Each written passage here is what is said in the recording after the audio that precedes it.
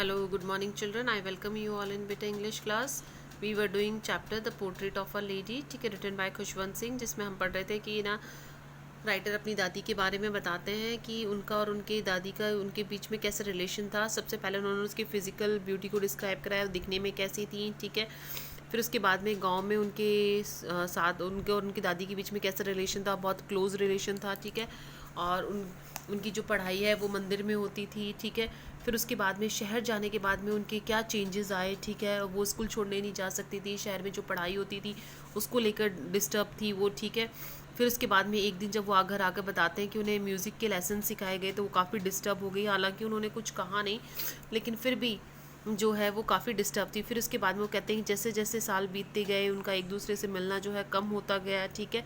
फिर उसके बाद में बताया कि जब वो यूनिवर्सिटी गए तो उनको खुद का कमरा मिल गया। उसके बाद में जो उनका एक लिंक था फ्रेंडशिप का वो टूट गया और उनकी दादी ने इस अलगाव को, एकांत को बड़े ही चुप्पी के साथ में जो है एक्सेप्ट कर लिया, ठीक है। फिर वो अपना टाइम बिताने के लिए चरखा चलाती थी, प्रार्थनाएं बोलती थी और दोपहर के समय में जो वो आराम करती थी तब वो चिड़ियाओं को दाना वगैरह डालती थी, ठीक है। और ये जो चिड़ियाओं को दाना डालती थी ना, ये उनके पूरे दिन का सबसे आधा घंटा सबसे हैप्पीएस्ट आवर हुआ करता था। यहाँ तक हो गया है, ठीक है बेटा।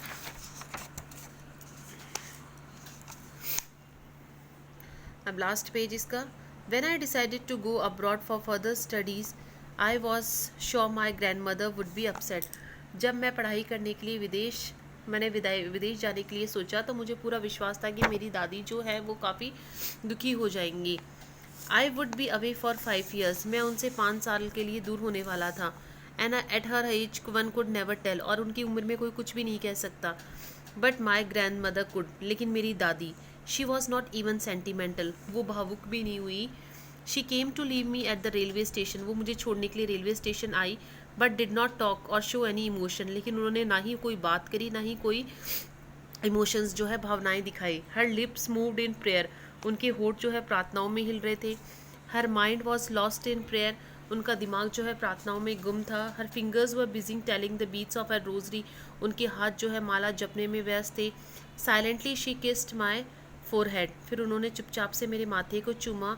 एंड वेन आई लेफ्ट, और जब मैं वहाँ से गया, I cherish the most imprint as perhaps the last sign of physical contact between us, तब मैंने महसूस किया कि हम दोनों के बीच में ये आखिरी बार है जब उन्होंने मुझे छुआ है। ये छाप जो है मैं उनके साथ लेकर गया। But that was not so, लेकिन इतना ही नहीं था।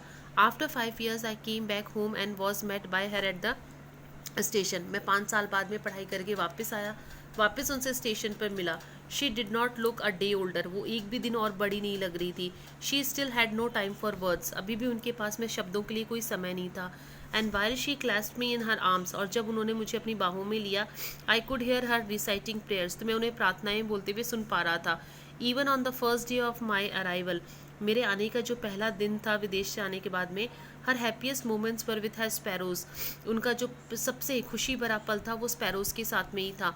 होम शी फेड लॉन्गर, जिन्हें लंबे समय से वो दाना खिला रही थी।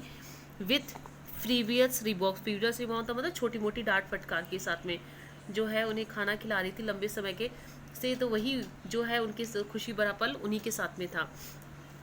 इन the evening change came over हर, लेकिन शाम को उनके अंदर एक बदलाव आया। शी डिड नॉट प्रे, उन्होंने प्रार्थना नहीं करी।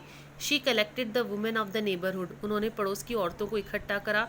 गॉट एन ओल्ड ड्रम, एक पुराना ढोल लेकर आई। एंड स्टार्टेड टू सिंग, और गाना शुरू करा। For several hours she thumped the sagging skin of the dilapidated drum, कई घंटों तक जो ढीली पड़ी हुई टूटा हुआ ड्रम था उसको वो बजाती रही। And सैंग of the home coming of warriors, और जैसे वॉरियर आते हैं, योद्धा आते हैं युद्ध से लौटकर, वैसे गाने गाती रही।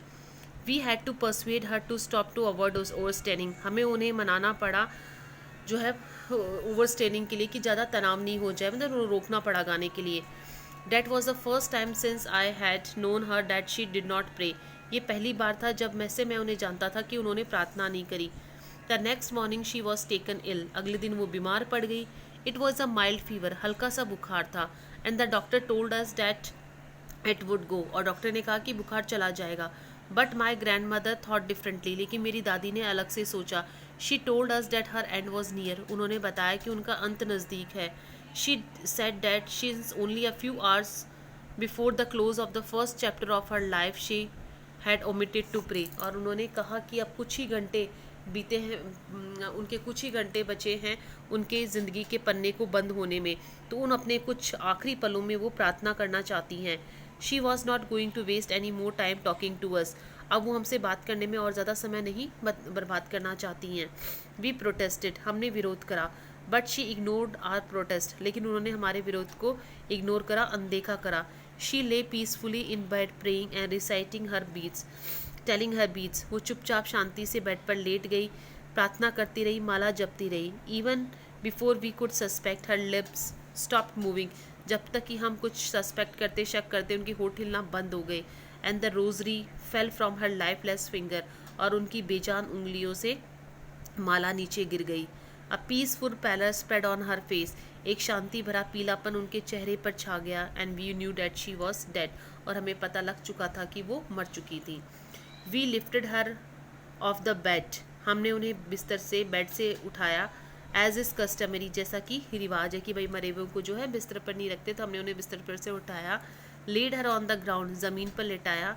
And covered her with a red shroud, और लाल कफन से उन्हें ढक दिया।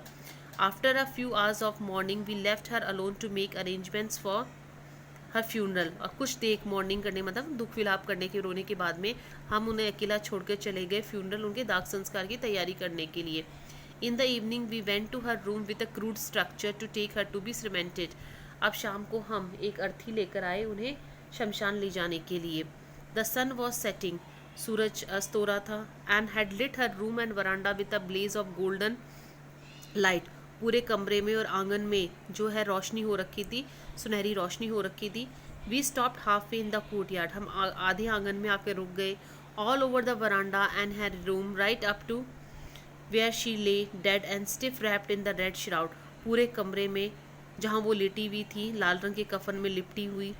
Thousand of sparrows set scattered on the floor, हज़ारों की संख्या में जो स्पैरोज है, चिड़िया हैं, वो इकट्ठा हो रखी थी। देयर वॉज नो चिपरिंग, कोई चहचहाने की आवाज़ नहीं थी। We felt sorry for the birds, हमें चिड़ियाओं को लेकर दुख हुआ। And my mother fetch some bread for them, मेरी माँ उनके लिए कुछ रोटियाँ लेकर आई। She broke into little crumbs, उन रोटी के छोटे छोटे टुकड़े करे मेरी माँ ने।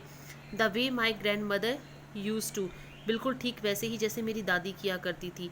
And threw it to them, और उनकी तरफ फेंका। The sparrows took no notice of the bread, लेकिन स्पैरोज ने रोटी की तरफ ध्यान भी नहीं दिया। When we carried my grandmother's corpse off, जब हम हमारी दादी की लाश को, कॉप्स का मतलब लाश होता है बेटा, लाश को लेकर गए। दे फ्लू अवे क्वाइटली, वो चुपचाप से उड़ गई। Next morning the sweeper swept the bread crumbs into the dustbin, अगले दिन सुबह स्वीपर ने रोटी के टुकड़ों को डस्टबिन में उठाकर डाला।